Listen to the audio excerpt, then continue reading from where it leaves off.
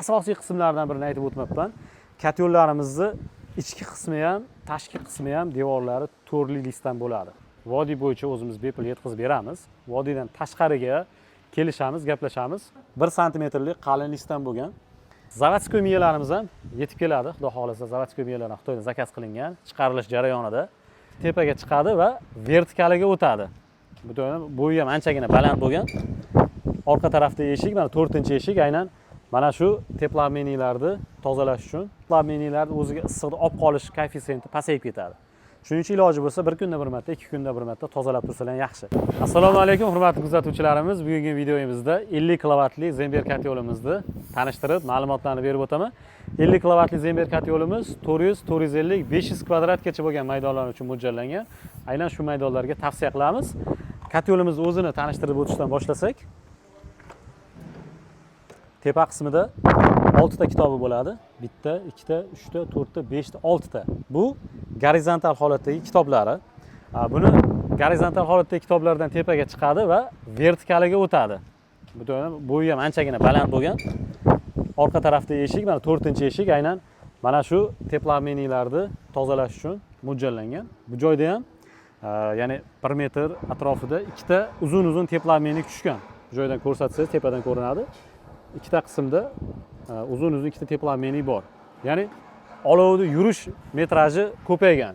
Olov qancha ko'proq metrajda yursa, teplomenilarda issiqni ushlab qolish KPDsi yuqori bo'ladi. Dimoxod qismi orqa tarafdan tozalash imkoniyati bor. Mana bu joydan bo'shatilsa, tozalab tushirilsa bo'ladi. Bu dimoxod qismi ham qalin yaxshi turbalardan foydalanganmiz. O'zi minivata bilan utiplit qilingan. Aynan katyolxona qilinmagan bo'lsa, xonadonda yoki aynan qo'yiladigan binoda tashqarida ham tursa bo'ladi. Tepa qismi o'ralgan, tepa qismi yopilgan bo'lsa bo'ldi, naves bo'lsa bo'ldi. Utiplit qilingan, ichki qismi minivata, tashqi qismi 1.08 lik listdan foydalanganmiz. Ya'ni bu ham o'sha yupqa tomni tununkasidan emas, listdan foydalanganmiz. Utiplit izolyatsiyasi yaxshi. Buni samaradorligini aytib o'tdik, ham gorizontal, ham vertikal holatdagi teplomenilar borligini hisobiga samaradorlik, ko'mirni ekonom qilish darajasi bunda ancha yaxshi, yuqori. Eshiklari ro'parasida 3 ta eshik, tepa qismidagi bilan 4 ta eshigi. Eshiklari 2 qavat 3 lik listdan bo'lgan, o'rta qavati 3 qavat 3 lik listdan bo'lgan. Ichki qismida azbest plastinka bilan qoplaganmiz, ya'ni buni ichki qismida azbest plastinka bilan germetik qilib qoplaganmiz. Bu ham issiqlikni ancha qismini ichkarida olib qolishga xizmat qiladi. Issiqlik qancha katyolning ichida qolsa, shuncha samaradorlik yuqori bo'ladi, shuncha ko'mirning ekonomligi yuqori bo'ladi. Aytib o'tganimizdek, o'rta eshigi 3 qavat. Xo'p, ichki qismiga o'tsak endi, pastki qismida turbalar qo'yilgan, bir qator 5 ta bitta qatorga turba terganmiz. Undan keyin 6 ta teplamenik. Bu turbalar stenkasi ham qalin. 3.9 4dan yuqori millimetrdagi turbalar qalin. Garilkamiz 10 millimetrlik listdan bo'lgan, ko'p videolarda ko'rsatib tanishtirib o'tganmiz. Ya'ni olov yonish qismi 1 santimetrlik qalin listdan bo'lgan.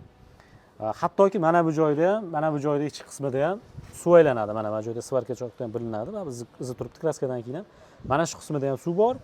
Buni mana bu qismida ham suv bor. Suv yuradi. Hattoki mana shu joydagi issiqlikni ham maksimal olib qolishga harakat qilganmiz. Pastida bularda kuldoni bo'ladi. Olib, bemalol to'kib, tozalab, yana qaytarib joyiga qo'yib qo'ysa bo'ladi. Bunlarga hech bo'lmaganda bir kunda bir marta katyolni o'chirib, tozalab, zapravka qilib, yana yoqib qo'ysa bo'ladi. Endi burger qismi 2 sutka atrofida yoqishga mo'ljallangan. Bitta to'ldirilsa, 1,5-2 sutka, undan ham oshiqroqqa ham yetadi kvadratga qarab. Lekin bir kunda bir marta o'chirib, tozalab, kullarini olib, zapravka qilish kerak bo'lsa, zapravka qilib, yana ishlatishni tavsiya qilamiz. Qancha ko'p tozalab turilsa, effekt shuncha yaxshi bo'ladi, chunki vaqtlar o'tgan sari qurum to'planadi. Qurum to'plangan sari teplomenilarning o'ziga issiqni olib qolish koeffitsiyenti pasayib ketadi.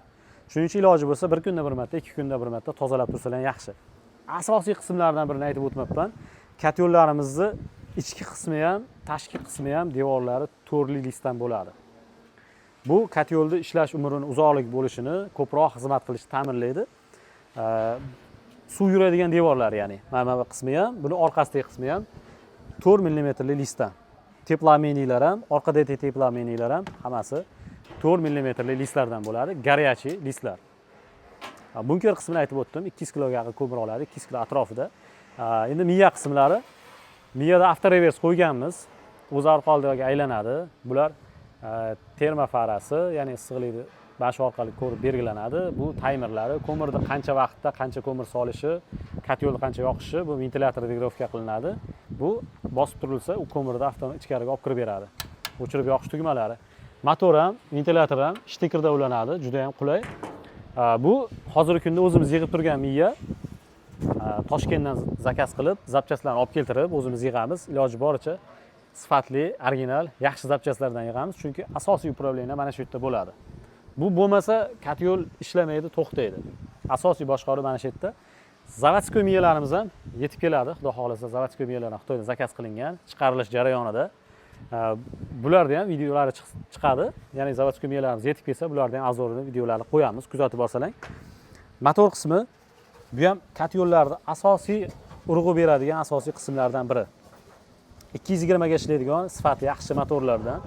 Unga bitta 40 lik, bitta 50 lik reduktordan foydalanganmiz.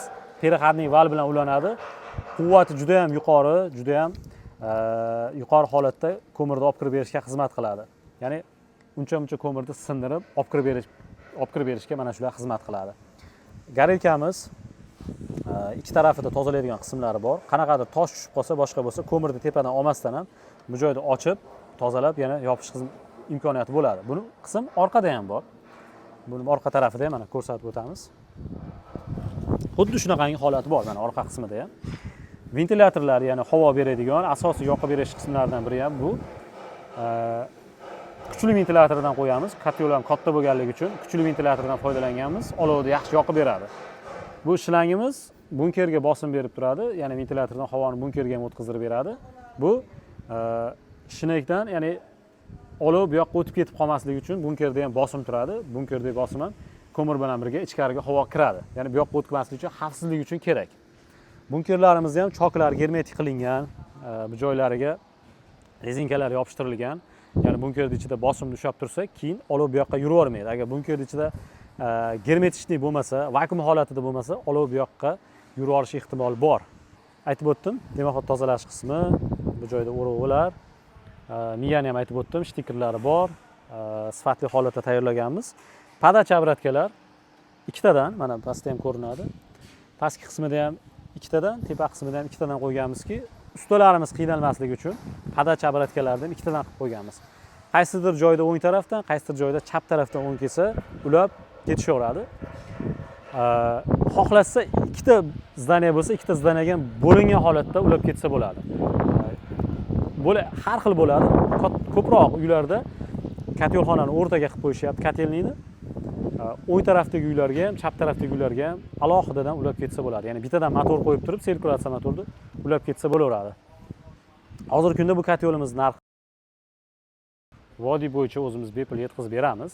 Vodiydan tashqariga kelishamiz, gaplashamiz.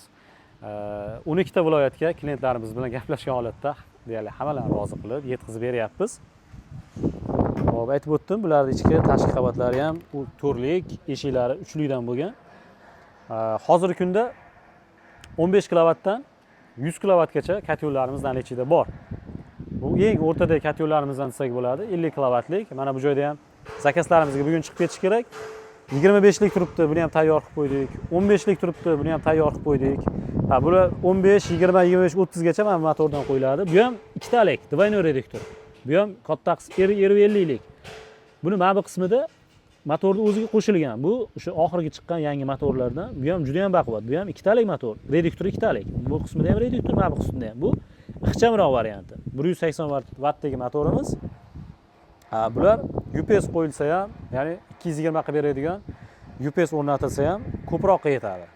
Motorning vatti sal kichikroq bo'lganligi uchun ko'proq yetadi, lekin juda ham kuchli. Shineklarimizni aytib o'tmayapman. Shineklarimiz hozir mana bu joyda ko'rinadi. O'zi to'rlikdan bo'lgan, ichki qismi frutdan, ya'ni turba emas, frutdan. Mana yonuv kameralarni ko'rilsa, mana bu joyda ham buklab kelingan. Mana ichkaridan chok tushmagan, mana bu joyda buklab kelingan. Bu 150 likniki, ya'ni 15 kilovatlikniki, bu 25 kilovatliknik hozir ko'rsatganimiz. 40 kilovatlikniki bulardan ham kattaroq bo'ladi. Shuning uchun motori ham kattaroq, quvvati ham balandroq ventilyator qo'yganmiz, olovni yetkazib bera olishi uchun. Mana bu joyda 100 kilovatliklarimiz mana tayyorlari. Bu 100 kilovatligi. Mana bunimiz 70 kilovatligimiz. Bu ham 100 kilovatlik, bitta o'ng, bitta chap bo'lgan. 70 kilovatligimiz 50 kilovatligidan eniga ham, orqa tarafiga ham sezilarli katta. Bu shuncha kilovatni olib berish uchun, shuncha kilovatga yetish uchun kattaroq qilganmiz. Mana 100 kilovatlikning farqi. 100 kilovat ham ancha katta. Bularda ham bitta obzorlarni qo'yib boramiz. YouTube kanalimizni kuzatib borsalar, kuzatib like bosib qo'yinglar.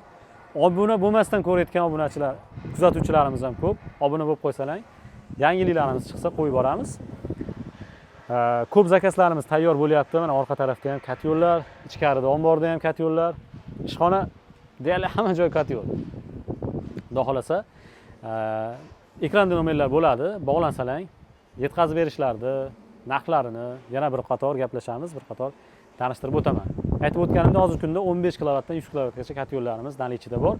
15 kilovatlik katyolimiz $1050, 20 kilovatlik katyolimiz $1250, 25 kilovatlik katyolimiz $1350, 30 kilovatlik katyolimiz $1450, 40 kilovatlik katyolimiz $1600, 50 kilovatlik katyolimiz $1800, 70 kilovatlik katyolimiz $2200.